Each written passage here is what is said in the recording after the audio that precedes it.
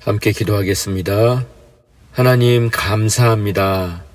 오늘도 하나님의 은혜로 눈을 뜨게 하시고 이렇게 복된 날을 맞이할 수 있게 해주셔서 감사드립니다. 오늘도 말씀을 통해서 빼앗기지 말아야 할 우리의 특권과 특혜를 마음껏 누리며 사용하는 복된 날이 되게 하여 주시옵소서. 예수님의 이름으로 기도했습니다. 아멘. 8월 21일 금요일 새벽 예배 설교 본문 말씀은 로마서 12장 9절에서부터 14절 말씀입니다. 로마서 12장 9절에서부터 14절 말씀 함께 봉독하겠습니다. 사랑에는 거짓이 없나니 악을 미워하고 선에 속하라. 형제를 사랑하여 서로 우애하고 존경하기를 서로 먼저 하며 부지런하여 게으르지 말고 열심을 품고 주를 섬기라. 소망 중에 즐거워하며 환난 중에 참으며 기도에 항상 힘쓰며 성도들의 쓸 것을 공급하며 손 대접하기를 힘쓰라. 너희를 박해하는 자를 축복하라. 축복하고 저주하지 말라. 아멘. 오늘은 빼앗기지 말아야 할 특권과 특혜, 빼앗기지 말아야 할 특권과 특혜는 섬김이다 라는 제목으로 함께 말씀을 나누겠습니다.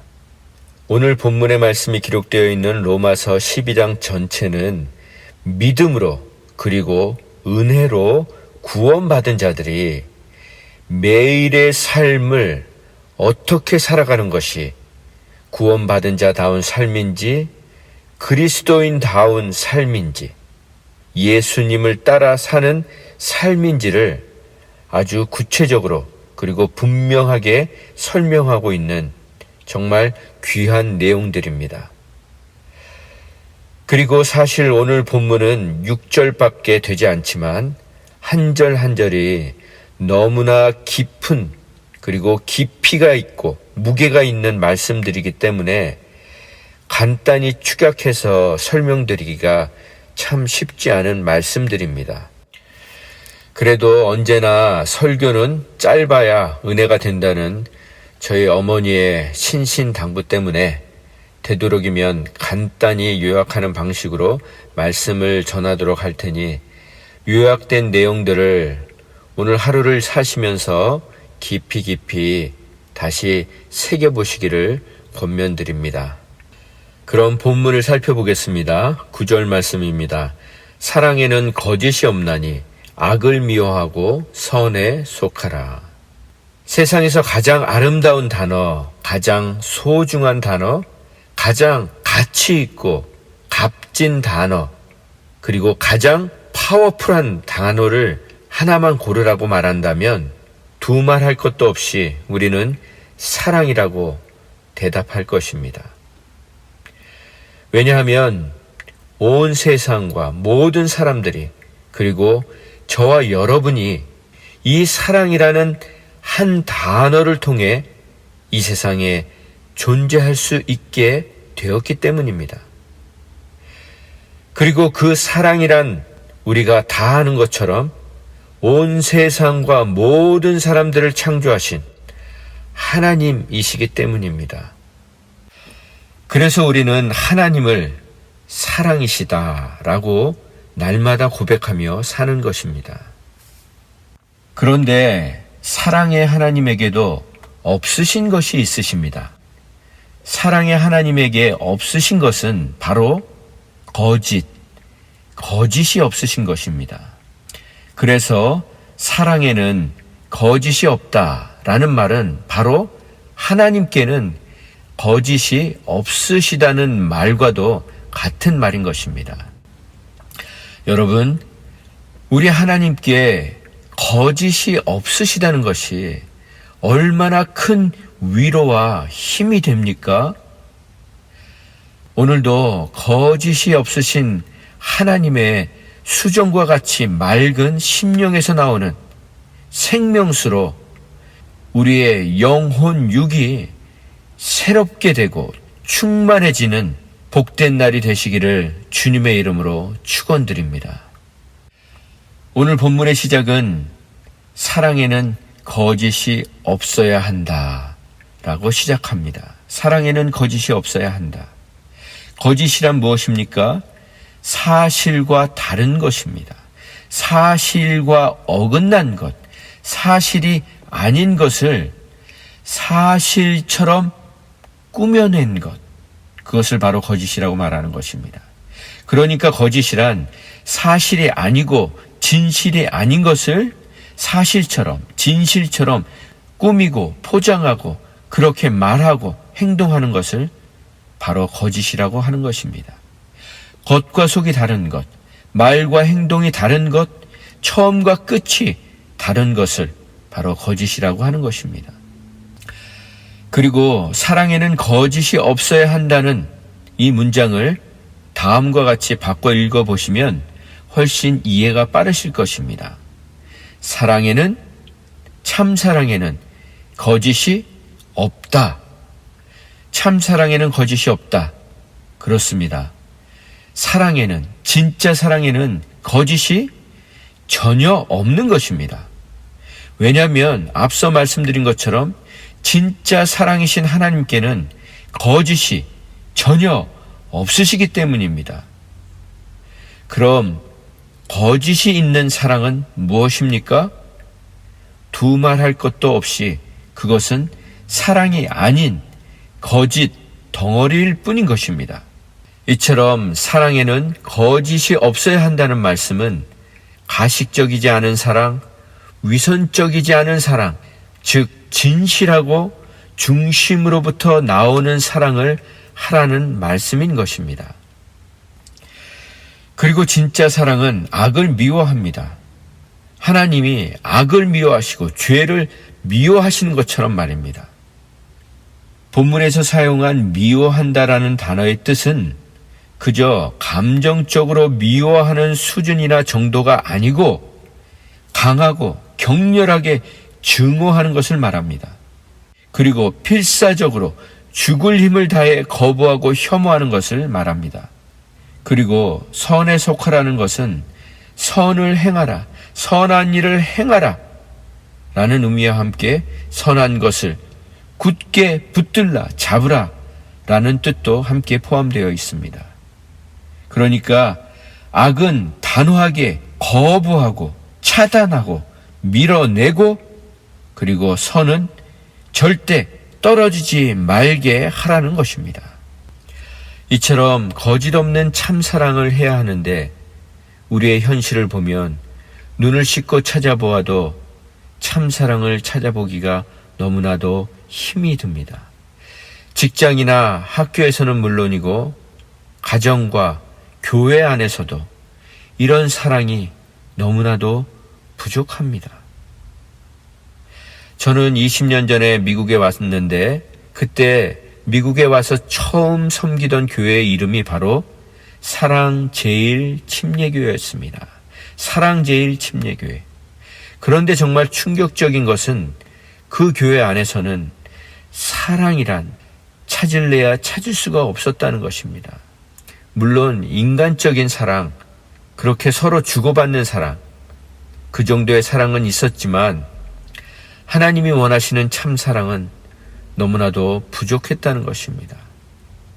많지도 않은 교인들이 모일 때면 항상 긴장과 견제와 가십이 난무했습니다. 그때 제 머릿속에는 늘 이런 질문이 끊이질 않았습니다. 왜 이름을 사랑제일교회라고 지었을까?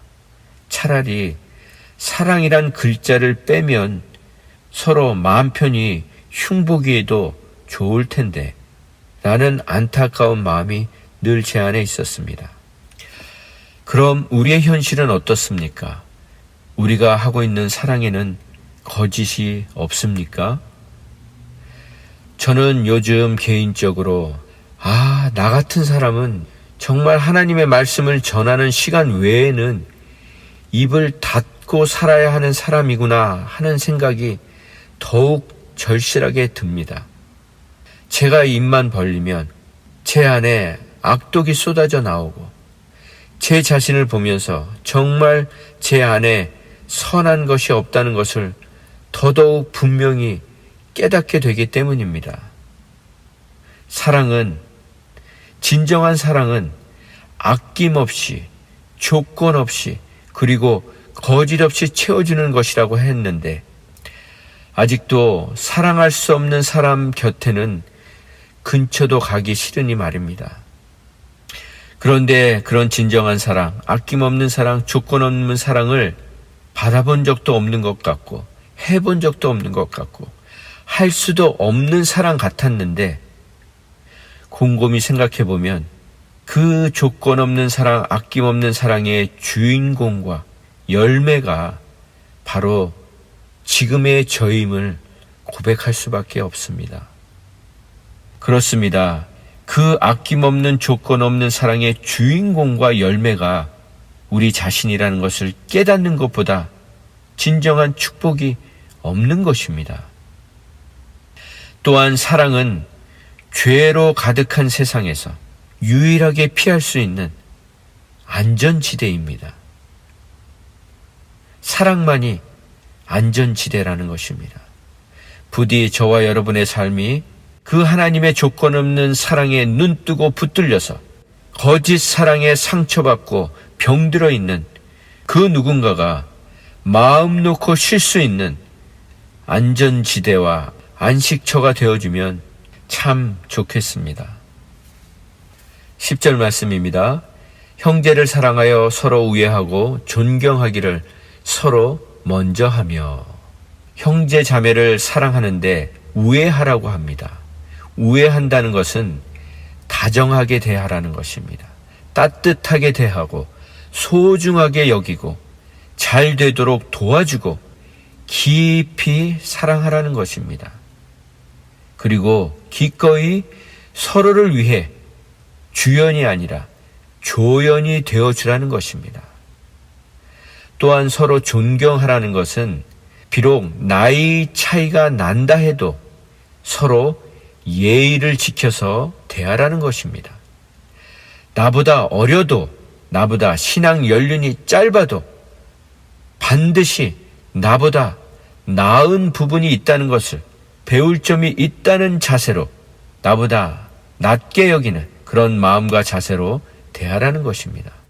공동체 안에서도 될 수 있으면 반말을 하지 말고 서로 존칭을 쓰며 말 조심을 하라는 것입니다.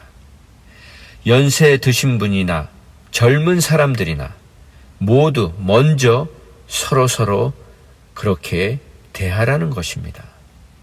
11절 말씀입니다. 부지런하여 게으르지 말고 열심을 품고 주를 섬기라.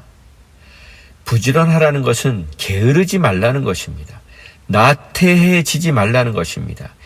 무기력해지지 말라는 것입니다. 열심을 품으라는 것은 열정을 가지라는 것입니다. 열렬한 마음, 기쁜 마음을 가지라는 것입니다. 성령으로 타오르라는 것입니다.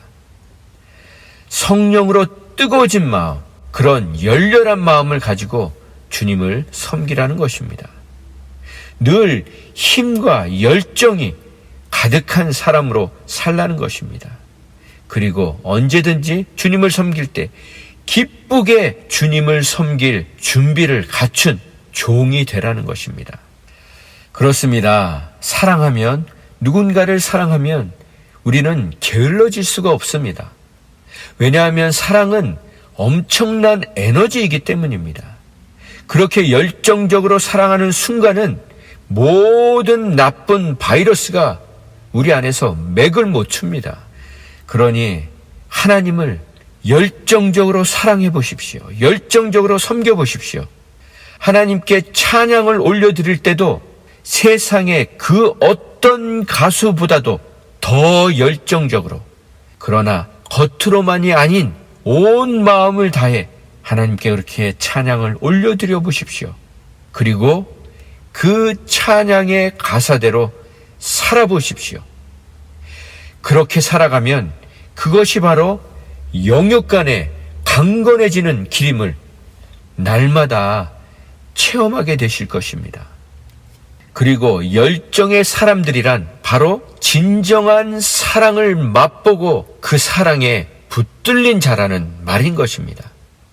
그런 사람들은 남이 가지 않는 길을 자청해서 갑니다. 남이 하지 않는 일들을 자청해서 합니다. 군대를 가더라도 끌려가는 사람이 있는가 하면 자원해서 입대하는 사람이 있습니다. 직장 생활을 한다 할지라도 돈을 받지 않는 자원봉사 활동을 한다 할지라도 그런 열정의 사람들은 자원해서 모든 일을 합니다. 시켜서 하는 사람이 아니라 스스로 일을 하는 사람이 됩니다. 그렇게 스스로 일하는 사람과 남이 시켜서 일하는 사람은 차원이 다른 결과와 열매를 얻게 됩니다.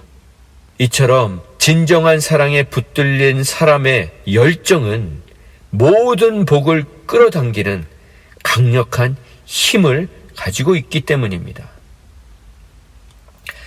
그런데 정말 이해가 안 가는 것은 신앙생활을 하면서도 끌려다니면서 신앙생활을 하는 사람들이 있습니다.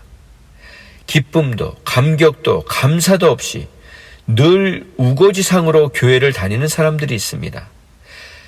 그런 사람들은 정말 자신이 구원받았는지 반드시 점검해 봐야 합니다. 정말 구원받았다면, 물에 빠져 죽었다가 건짐을 받았다면, 타는 불 속에서 구출받았다는 것을 안다면 끌려다니는 신앙생활, 마지못해 하는 신앙생활이란 상상할 수도 없고 있을 수도 없는 모습이기 때문입니다. 그것은 거듭나지 못했다는 증거를 드러내고 있을 뿐인 것입니다. 그러니 비록 겉사람은 날로 쇠약해져 가도 하나님을 향한 사랑, 영혼을 위한 사랑, 그 사랑으로 때를 얻든지 못 얻든지 복음을 전하고자 하는 열정만큼은 점점 더 충만해져 가시는 저와 여러분이 되시기를 주님의 이름으로 축원드립니다. 12절 말씀입니다. 소망 중에 즐거워하며 환난 중에 참으며 기도에 항상 힘쓰며. 하나님이 주신 소망이 있다면 끝까지 그 하나님이 주신 그 소망을 가슴에 품고 즐거워하며 살라는 것입니다. 기뻐하며 살라는 것입니다. 환난 중에 있다면, 환난을 당하고 있다면 그 환난 가운데서도 하나님께서 나를 이 환난을 통해서 합당한 그릇으로 빚어가시는 과정임을 굳게 믿고 인내하며 이겨내라는 말씀인 것입니다. 기도에 항상 힘쓰라는 것은 꾸준히 기도하라는 것입니다. 항상 기도하라는 것입니다. 그 기도에 힘쓰라는 것입니다. 기도는 영적인 호흡이니 숨을 쉬고 싶을 때만 숨을 쉬는 것이 아닌 것처럼 기도하고 싶을 때만 기도하는 것이 아니라 항상 기도에 힘쓰라는 것입니다. 영적으로 숨을 쉬라. 그리고 죽어있는 영혼들에게 생명의 산소를 공급하라는 것입니다. 다시 말씀을 정리해보면 어떤 사람은 소망을 부어주셨는데도 불구하고 하나님이 베풀어 주신 소망에 집중하고 감사하지는 않고 그 다음 일을 미리 걱정하고 염려하느라 주신 소망마저 다 까먹는 사람들이 있다는 것입니다. 그렇게 살지 말라는 것입니다. 아무리 작은 소망이라도 그 불씨를 꺼뜨리지 말고 그 주신 소망을 마음껏 기뻐하고 즐거워하며 하나님이 열매 맺어주실 것을 기대하며 살라는 것입니다. 또한 환난 중에 있다면, 고난 중에, 고통 중에 있다면 참고 인내하라는 것입니다.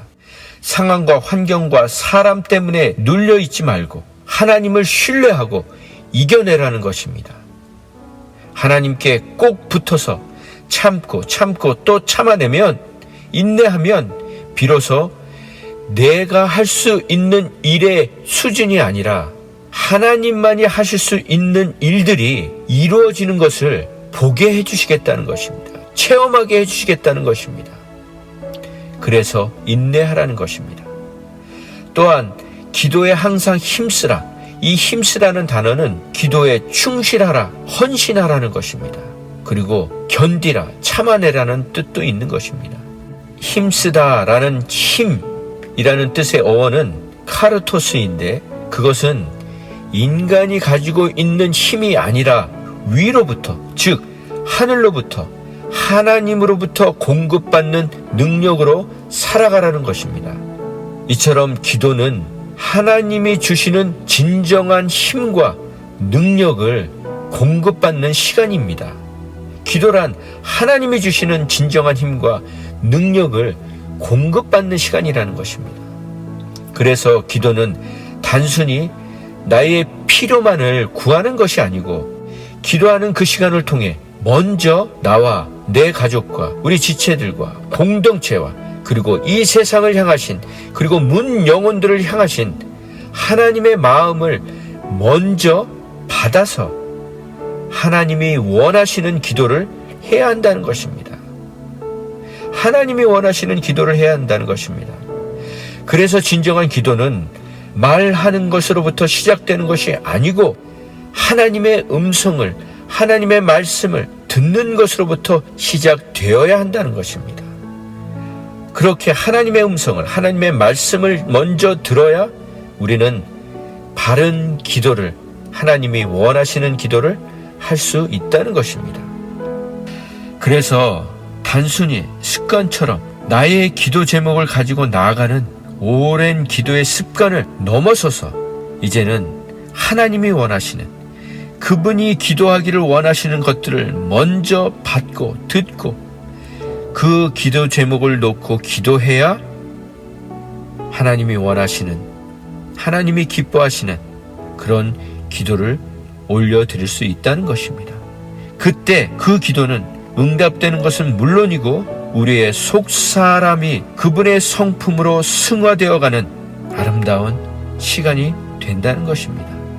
그렇게 하나님의 뜻과 마음을 먼저 구하는 기도 습관을 가지는 것이 너무나도 중요한 이유는 내가 들고 나가는 기도 제목은 나의 생각과 말과 언어라는 틀 속에 제한될 수밖에 없지만, 그리고 반복될 수밖에 없지만, 이렇게 하나님이 주시는 기도 제목은 응답이 보장된 기도이기 때문에 더욱 힘있게, 확신있게 기도할 수 있는 것입니다. 그렇습니다. 기도는 반드시 이루어질 미래, 그 미래를 믿음으로 선포하는 가슴 벅찬 선포, 선언인 것입니다. 부디 저와 여러분의 기도가 하나님의 입술이 되어 하나님의 능력의 말씀, 생명의 말씀, 치유와 회복의 말씀을 선포함으로 말미암아 하나님의 뜻이 이 땅 가운데 이루어지는 선한 통로, 능력의 통로가 되시기를 주님의 이름으로 축원드립니다. 13절 말씀입니다. 성도들의 쓸 것을 공급하며 손 대접하기를 힘쓰라. 성도들의 쓸 것을 공급하라는 말씀은 가난한 성도, 특별히 가난한 성도, 도움이 필요한 지체들을 도우라는 것입니다. 본문에서의 성도들이라는 의미는 로마 교회의 가난한 성도들을 가리킵니다. 그들의 쓸 것, 일상생활에 꼭 필요한 의식주를 도우라는 것입니다. 손 대접하기를 힘쓰라는 것은, 손이라는 것은 손님을 말합니다. 즉 나그네를 대접하는 일에 힘을 쓰라는 것입니다. 그 나그네를 대접할 때 후히 대접하라는 것입니다. 정성을 다해 환대하라는 것입니다. 나그네란 누구입니까? 잠시 머물거나 떠도는 사람, 그런 낯선 사람들을 대접할 때 후하게 대접하라는 것입니다. 정성껏 환대하라는 것입니다. 참으로 실천하기 어려운 말씀입니다. 그렇다면 이 시대의 나그네는 누구입니까? 그리고 우리에게 나그네는 누구입니까? 그런데 우리는 나그네가 아니라 고정적인 고객을 관리하고 대접하는 것을 좋아하고 거기에 익숙해져 있습니다. 나와 친한 사람, 나와 가까운 사람, 나와 마음이 맞는 사람들, 그런 사람들을 대접하고 섬기는데 익숙해져 있다는 것입니다. 뭔가 작은 이해관계라도 있어야 마음의 문을 열고 물질이라도 음식이라도 오고 가고 있다는 것입니다.